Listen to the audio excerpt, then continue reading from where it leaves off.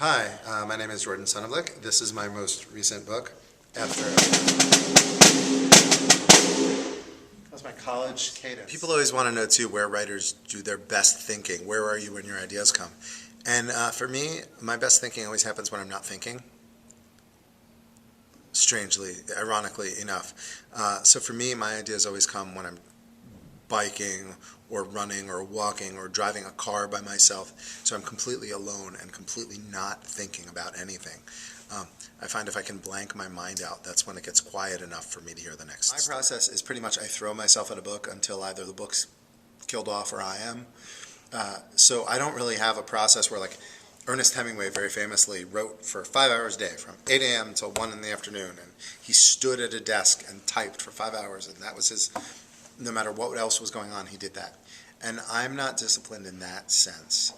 What I do is I write at least 3.5 pages a day or I'm not happy. And if I write 3.5 pages in an hour, I'm done, I'm off the hook, I can go play. But if I spend 15 hours a day and write a paragraph, I have to sit there until I've tried to make that deadline. And usually over the course of a book, I average between 3.5 or 4 typed pages a day, which means I write a novel between 2 or 3 months, which is pretty good. Advice that I would like to give to people who want to write a book is that I think too many writers start writing as soon as they have an idea for a beginning. And I think the most important thing in the world when you're writing is not to have the beginning in your head, but to know the end.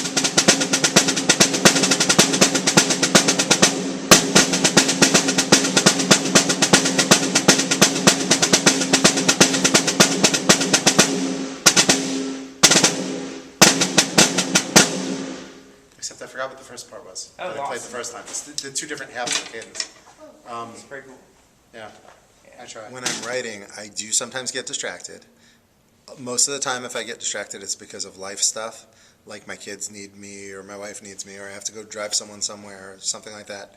But then sometimes you get sick, sometimes you're traveling and you have to go promote another book, and you're trying to edit one book while you're writing another book and promoting a different book, and sometimes it gets overwhelming. But the most important thing to remember is, whenever you're getting back to one story, is why was I writing this story? What do I need the world to know as a result of me writing this story? And then I can usually refocus. Some writers can write more than one book at a time or juggle projects. I have never been able to do that. I'm easily distracted enough even when I'm trying to do just one thing.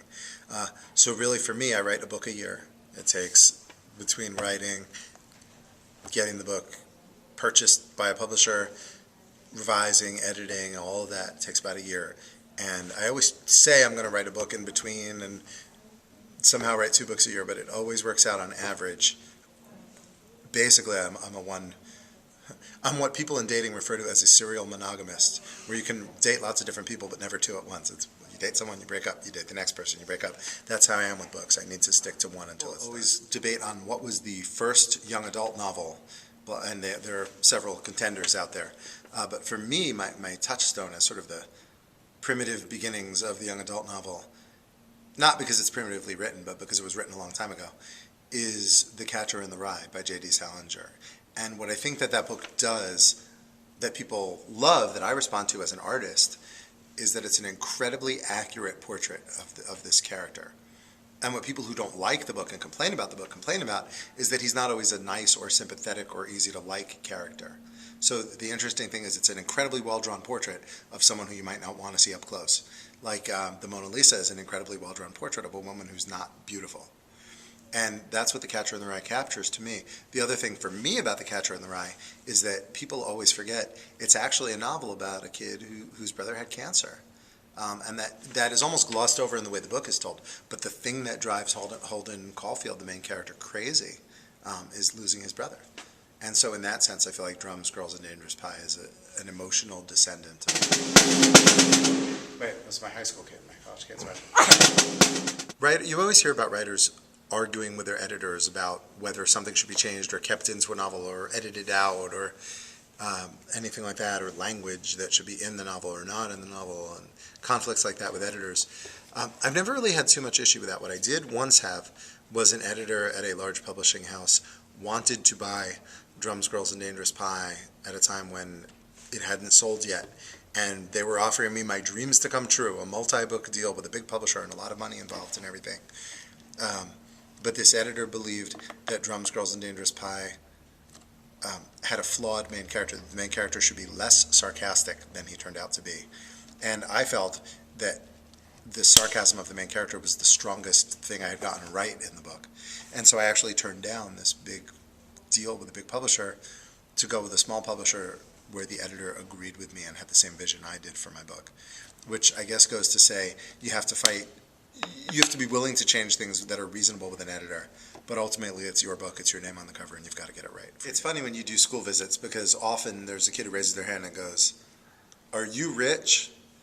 And I always try to make some sort of lame joke, and I'm like, "No, I'm Jordan, but I have a friend named Rich," blah, blah, blah, you know. You don't get rich as a writer unless you're one of the 10 writers that your mom and dad can both name. You know, John Grisham, J.K. Rowling, someone like that. There are so few people who get really fabulously rich as writers because writers make like 40 cents every time you buy a paperback copy of one of their books and $1.50 every time you buy a hardcover. That's a lot of books before you make enough money to retire or you know, live on a private island or whatever. I think the dream of every artist should be not to get super rich and retire young and live on a fabulous island. The dream of every artist should be to be able to support yourself doing the thing you love and find an audience for the work you love. Because if you can do that, that's beautiful. You should buy it because my children need braces. When I saw the movie The Bucket List several years ago, I was fascinated with the idea of making a list of things you want to do before you die. So all the things that you wish to do before you kick the bucket.